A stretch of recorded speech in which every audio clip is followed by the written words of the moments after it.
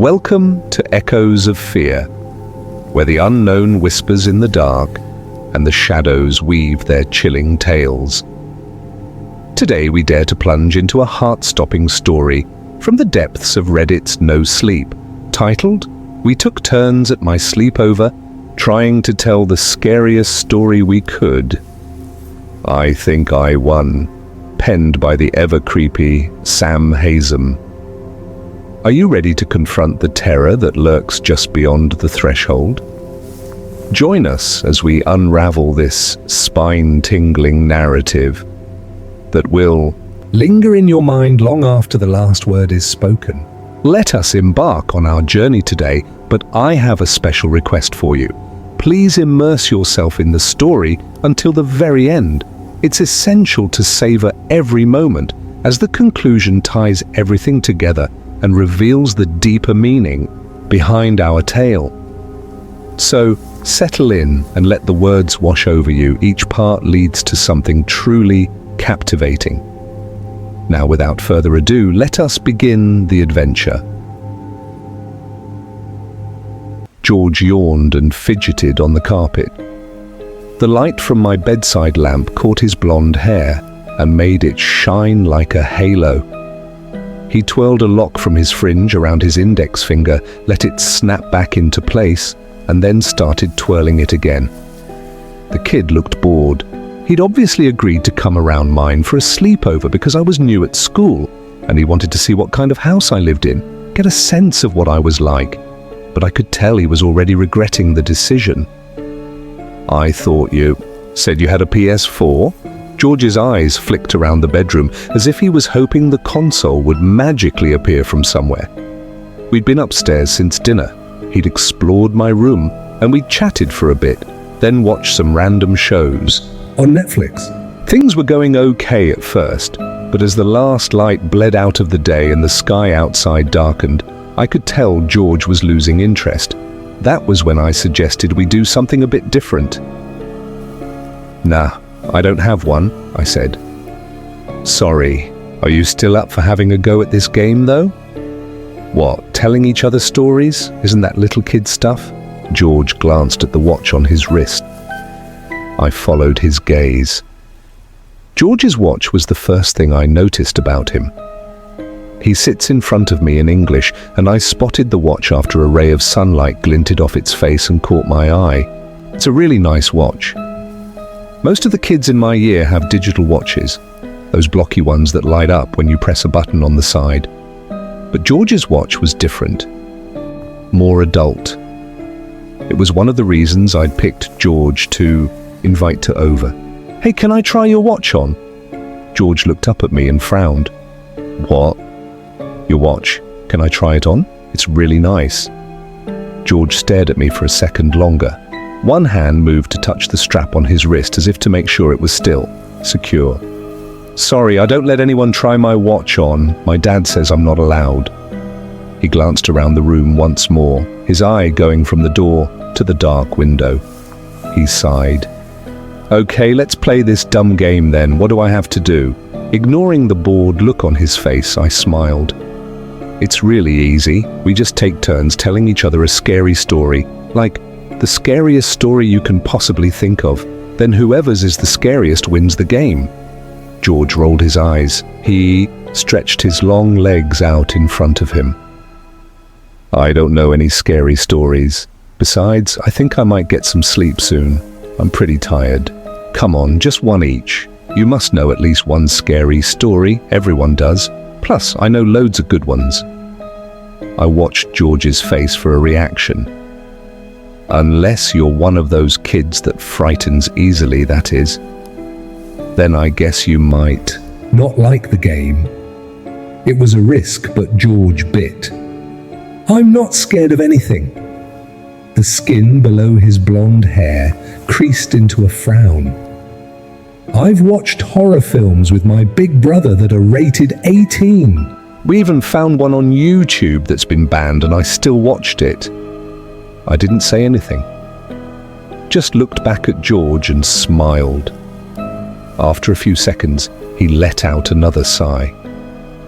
"Fine, let's play your stupid game then, but after you're done. Failing to scare me, that's it. I'm going to bed. George went first. His story wasn't bad, in fairness. It was one he said his uncle told him a couple of years back. Nothing I hadn't heard before. Basically, there are two kids, and one of them gets hit by a car and dies. After the funeral, the mother gives the surviving kid some money to go and get liver from the store, something to cook up for dinner.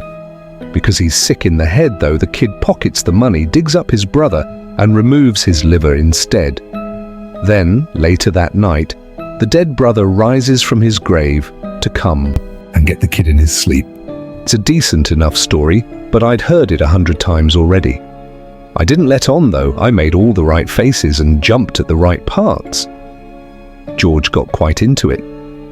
He gestured his arms and his watch glinted in the light from my bedside lamp. His blonde hair spilled across his forehead. He was so into the story he didn't seem to notice. After it was over, he sat back, brushed the hair from his eyes and grinned. "I thought you were going to shit yourself at one point," he said. "You might as well give up now anyway. I'm not scared of anything." I looked across the room at him. The house was quiet now and had been for a few hours. When we'd first come upstairs, there was still noise coming from below. The faint sound of the TV in the lounge, the rattle of plates being put away in the kitchen. Now there was only silence. Beyond the bedroom window, tree branches rustled in the wind. The occasional car passed by on the road outside. That was it. I grinned at George. "So you're not scared of anything at all?" "Nope, nothing. Not even stories that are true?" George let out a bark of laughter. "Nice try. Just hurry up and get it over with, will you? I'm already bored." "Okay, fine." I shuffled forwards on the carpet, so I sat closer to George. Our knees were almost touching. George frowned, but he didn't move. "My story is about a family," I began. "A family that looks normal enough on the outside, but isn't really normal at all." George rolled his eyes again. He was starting to annoy me quite a lot by now, but I didn't let on. I just carried on with the story as if I hadn't noticed. This family moves around a lot. They never stay in one place for too long. They can't, you see. The family's good at disguising themselves. They're good at hiding their secret. But they still can't go taking risks. If they stayed in one place for any more than a few weeks, they might get found out. Someone might discover what they really are. So what are they then? I wanted to tell George not to interrupt, to just sit still and listen to the story. But I bit down the urge. Instead, I just grinned at him. "The family are monsters," I said. "They're all monsters. They travel from town to town and they leave a trail of dead kids wherever they go." I paused, expecting George to interrupt me again, but he didn't. He only stared back at me. There was no expression on his face as he twirled a lock of blonde hair around his finger. "The family has a very specific way of doing things," I continued. "When they move into a new area, they find a house that's been left unoccupied. It's not a completely empty house, just one where the people that normally live there are off on holiday or something. One that'll be empty for a week or two. The family doesn't need long, see? A couple of weeks suits them just fine. So they break into this house, and then they go about setting the trap. It's their own kid they use. They send him off to make friends in the neighborhood, round the nearby parks, maybe off to the local school under a fake name. Tell him to get to know the other kids. The family is hungry by this point, are really badly hungry, but they don't do anything just yet. They've learned to be patient." I paused and took a breath. This was a story I'd told before, but I found I liked it more and more with each retelling. The trick was not to rush, though. You had to savor it. I'd opened the bedroom window when we first came upstairs, and now a draft of cold air blew in. It ruffled the curtains behind George. Tree branches shook in the garden outside, the leaves whispering to each other. George watched me, not saying Anything. I had his attention. The kid's parents don't have to wait long, I continued. They never do. They've trained the kid well, see? He's not just a victim in all this. He may only be young, but he knows how the game works. Once the family has been in the area for a little while, a few days, maybe a week at most, the kid makes his choice. He picks a new friend to invite back to their house. The parents give him an incentive too. He's still too young to share the tastes they have. They tell him that's something he'll only acquire when he gets older, but he still gets something out of it. What does he get out of it? George's eyes were fixed on mine. His finger kept twirling the same lock of hair over and over again. He gets the other kid's stuff, I replied. Whoever he picks. He gets to keep all their belongings after his parents are finished with them. Somewhere in the house below us, a door slammed. George's eyes flicked away from mine towards the bedroom door, then back again. I smiled at him. So, George kept his eyes on me as he tried to formulate the question. So, what exactly do the parents? What do they do with the kids they take? Oh, they eat them, I replied.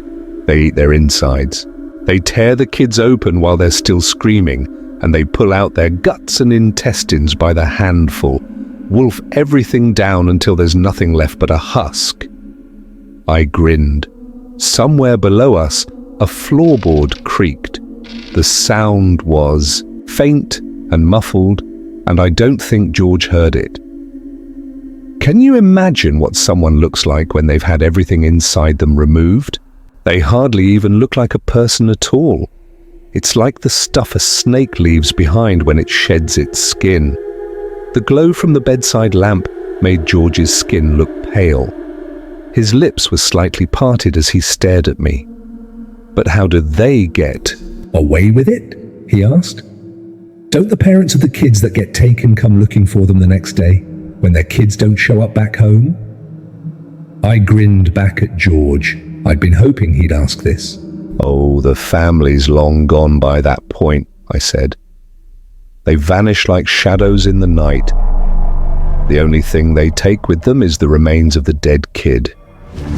And when their parents come looking for them the next day, all they find is a locked house that belongs to somebody else. Another floorboard creaked. It was louder this time, and we both heard it. The sound had come from the corridor outside the bedroom. George's head swiveled in the direction of the door. His eyes were wide in his pale face. What was that? Oh, that was nothing, I lied. Probably just the house settling. There's nothing to be scared of, George. I eyed the watch on his wrist and imagined what it would look like on mine. From the corridor outside came the soft sound of approaching footsteps. Thank you for joining us on this haunting journey through echoes of fear. A special nod goes to Sam Haysom from Reddit No Sleep for crafting such a chilling tale that grips our imagination and sends shivers racing down our spines. If this story left you breathless and yearning for more, remember to like, share, and subscribe for more hair-raising encounters. Do you have your own terrifying story that begs to be told? Share it in the comments below, and who knows, it might just make its way into our next eerie episode. Until next time, stay safe if you dare.